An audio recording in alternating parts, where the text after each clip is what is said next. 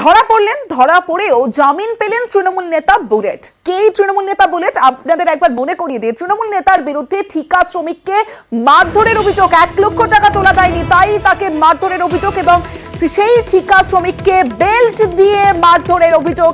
সেই viral video আপনাদের দেখাচ্ছি, যে ভাইরাল ভিডিও আরো একবার আপনাদের দেখাচ্ছি। 4 জুলাই যে ভাইরাল ভিডিও সামনে আসে, সেই ছবি যেখানে বেল্ট দিয়ে মারধর করছে তৃণমূল নেতা বুলেট, যার বিরুদ্ধে এই অভিযোগ তৃণমূল নেতা ঠিকা শ্রমিককে বেল্ট দিয়ে মারধরের যে ভাইরাল ভিডিও, সেই ঘটনায় তাকে আটক করা হয়, গ্রেফতার করা হয়, কিন্তু তারপরেও জামিন পেয়ে গেলেন তৃণমূল নেতা বুলেট। সরাসরি চলে যাব, অক্ষয় দিবার রয়েছে আমার সঙ্গে, অক্ষয়ের সঙ্গে সরাসরি কথা বলবো। অক্ষয়, যে বিষয়টা তোমার কাছে জানতে চাইবো, যে তৃণমূল নেতার বিরুদ্ধে অভিযোগ, ভাইরাল ভিডিও আমরা দেখাচ্ছি, তারপরে গ্রেফতার করা হলো কিন্তু জামিন পেয়ে গেলেন, ঠিক কি কারণে জামিন পেয়ে গেলেন এই বুলেট? কেন তাকে পুলিশ হেফাজতে নিল না? দেখো, তোমাকে জানিয়ে রাখি যে বীরভূমের বড়তুরি গ্রামে যে নইমুদ্দিন শেখ এবং পাশের গ্রাম যমুনি গ্রামের বুলেট মির্জা, তারা ভিন রাজ্য মুম্বাইয়ে নির্মাণ কর্মী হিসাবে কাজ করতো এবং সেখানেই একটি ভিডিও ভাইরাল হয় এবং সেই ভিডিওতে দেখা যাচ্ছে যে নইমুদ্দিন শেখকে বুলেট এবং তার দলবল মারধর করছে বেল্টে করে।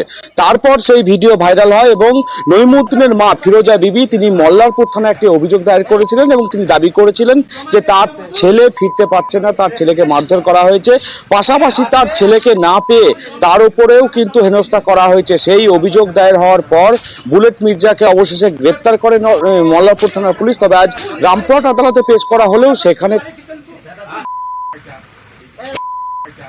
ভাইরাল হলো, সেখানে তাকে মারধর করা হচ্ছে এবং তারপরেও পুলিশ হেফাজত কেন নিল না, সেই নিয়েই এখানে প্রশ্ন উঠছে যে তাহলে কি তার কোনো প্রভাব আছে সেই নিয়ে। তবে নইমুদ্দিনের পরিবারের দাবি যে বুলেট গ্রামে ফিরলেও নইমুদ্দিন এখনো পর্যন্ত গ্রামে ফিরতে পারছে না, সে আতঙ্কে ফিরতে পারছে না এবং তারা প্রশাসনের দ্বারস্থ হয়েছিল, পুলিশের দ্বারস্থ হয়েছিল যে গ্রামে ফিরে এবং বুলেটের যাতে কোনো ব্যবস্থা হয়। তবে বুলেটের শেষ পর্যন্ত রামপুরহাট আদালতে তার জামিন মঞ্জুর হয়েছে।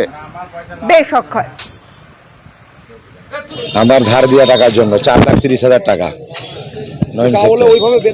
না বেঁধে মেরিনি, ওইটা ভালো করে ভিডিওটা যাচাই করে দেখেন।